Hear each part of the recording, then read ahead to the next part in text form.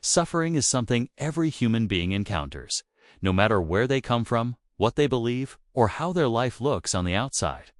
It appears in obvious forms, such as loss, fear, disappointment, and loneliness.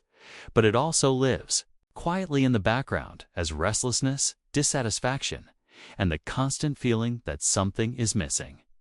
Even moments of happiness often carry a subtle tension because we know they will not last. This does not mean life is cruel or broken. It simply means life is changing. When we resist this truth, suffering deepens. When we pretend it should not exist, we feel isolated in our pain. The Buddha did not speak of suffering to make life feel hopeless. He spoke of it to make life honest. By acknowledging that suffering is a shared human experience, we begin to release the shame and self-blame that often come with it. We realize that pain is not a personal failure, and struggle is not a sign of weakness. Most importantly, suffering is not permanent. It is shaped by causes and conditions, which means it can also be softened and transformed.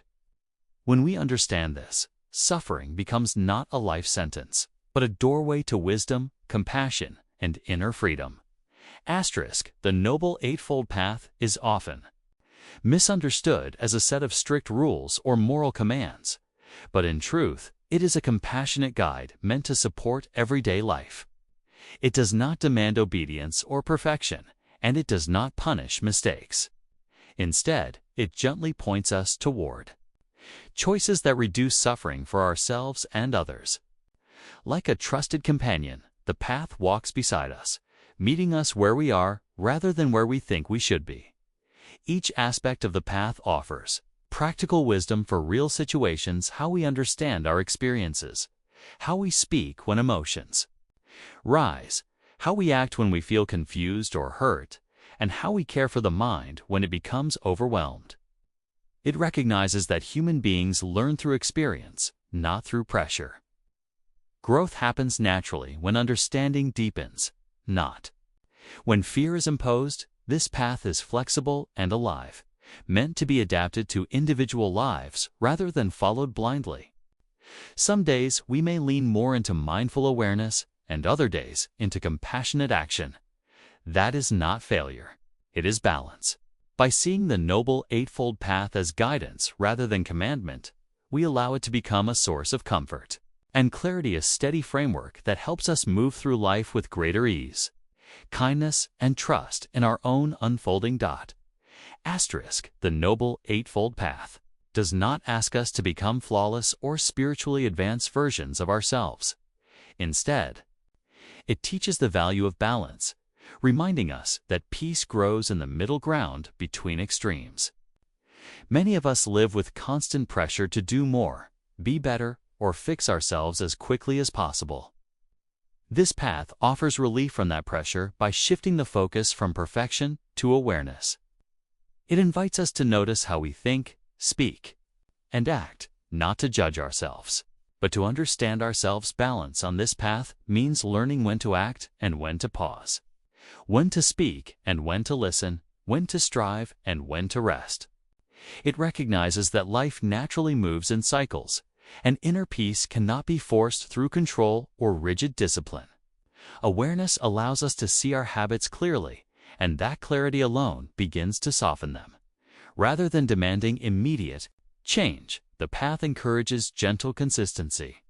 Small, mindful choices made over time slowly reshape the way we relate to stress, desire, and difficulty. Inner peace is not something added to life from the outside. It emerges when we stop fighting ourselves and start living with attentiveness and care. In this way, the Noble Eightfold Path becomes a quiet practice of harmony, guiding us towards steadiness, compassion, and a more grounded sense of well-being. The Noble Eightfold Path was never meant for a select group of people or for those who identify with a particular tradition. It speaks to the shared human experience, which is why it remains relevant across cultures, beliefs, and generations. You do not need to call yourself a Buddhist, adopt new rituals, or change your identity. To walk this path, its wisdom meets you within your own life, your own values, and your own circumstances. At its core, the path addresses universal concerns: confusion, emotional pain, ethical choices, and the search for peace. Whether someone lives a quiet life or a busy one, whether they are deeply spiritual or simply curious, the teachings offer practical guidance that can be applied in small, meaningful ways. Mindful speech, honest action, and kind attention to the mind are not religious acts. They are human ones. This openness is what makes the path inclusive and enduring.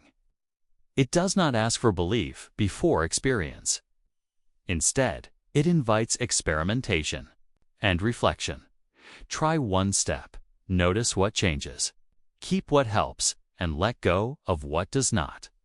In this way, the Noble Eightfold Path becomes not something you follow, but something you live woven naturally into your daily moments, supporting growth without exclusion or pressure.